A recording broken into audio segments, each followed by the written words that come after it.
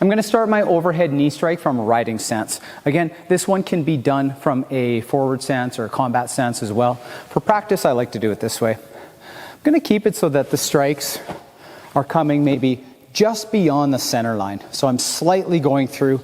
If you're using the center line as a strike point, that would work just fine too. Okay, so the overhead knee strike and the overhead rib strike are quite similar. The angles are just a little bit different for strike point. So I'm going to start with the bow folded underneath my right arm.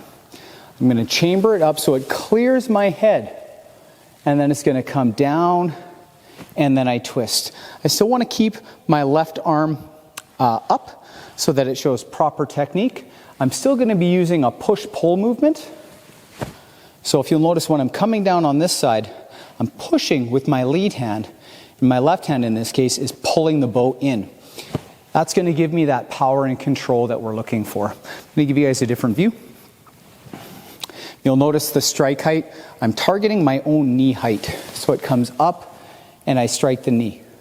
It comes up and I strike the knee. So a common error on this one is people will often, it'll be about waist height.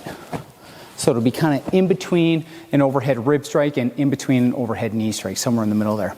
Let's do it one more time. Be in that riding stance. Have the bow nice and low. So I'm bringing the bow up and then down.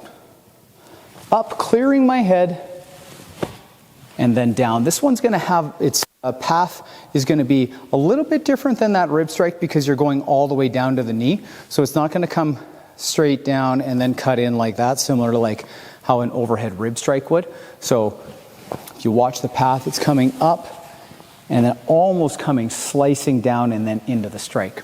That's the overhead knee strike.